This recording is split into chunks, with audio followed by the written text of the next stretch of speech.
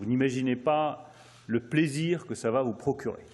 Je le dis avec beaucoup de conviction parce que j'ai moi-même des enfants, j'en ai un qui est lycéen, et c'est devenu un combat la lecture.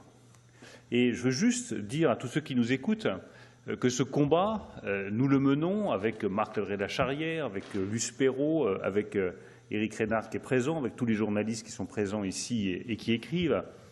Ce n'est pas pour vous ennuyer, ce n'est pas pour faire des leçons de morale, ce n'est pas pour vous obliger à faire des activités qui seraient pénibles, c'est parce que, je le redis, la lecture est un immense plaisir, qu'elle va développer votre imagination, qu'elle va vous permettre de vous ouvrir à des mondes radicalement nouveaux dans lesquels vous ne seriez pas entré sans les mots, qu'elle va vous permettre de mieux comprendre qui vous êtes, de mettre des mots sur des choses que vous ressentez et que vous ne savez même pas de vous-même, et qu'une personne totalement inconnue, que vous n'avez jamais rencontrée, que vous n'avez jamais vue, que probablement vous ne verrez jamais et que vous ne rencontrerez jamais, vous soufflera à l'oreille, par les mots, dans le silence de la lecture, des choses que vous n'auriez jamais comprises sur vous si vous ne les aviez pas lues.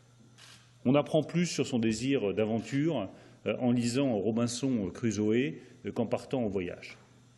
On apprend plus sur le désir et la jalousie qui peut animer le désir et qui est souvent à la base du désir, en lisant Albertine retrouvée ou La prisonnière, qu'en en faisant soi-même l'expérience. Et quand on souffre soi-même de jalousie parce qu'on aime quelqu'un qui ne vous aime pas ou qui est aimé par quelqu'un d'autre, eh bien, il suffit de lire Proust pour comprendre ce que c'est que ce sentiment, de mettre des mots dessus, et ces mots vont vous apaiser. Ces mots vont vous apaiser parce que vont vous faire comprendre que vous faites partie d'une collectivité qui ressent les mêmes choses et que vous n'êtes pas tout seul. Et c'est ça la singularité de la lecture. C'est que c'est une activité solitaire qui vous ouvre au reste du monde. Vous êtes seul et vous n'êtes jamais autant avec tous les autres que lorsque vous lisez un livre. Donc je le redis à tous ceux qui nous écoutent, à tous les jeunes qui nous écoutent, lisez, arrachez-vous aux écrans. Arrachez-vous aux écrans. Les écrans vous dévorent, la lecture vous nourrit. C'est toute la différence. Les écrans vous vident, les livres vous remplissent. C'est toute la différence.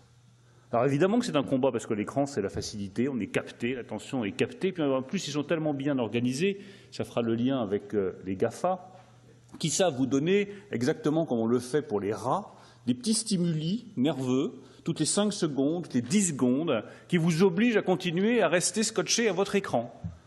Mais malheureusement, ce n'est pas ça qui vous permettra de développer votre liberté. Et je termine par là, parce que c'est aussi une conviction très forte chez moi. La littérature est une arme de liberté.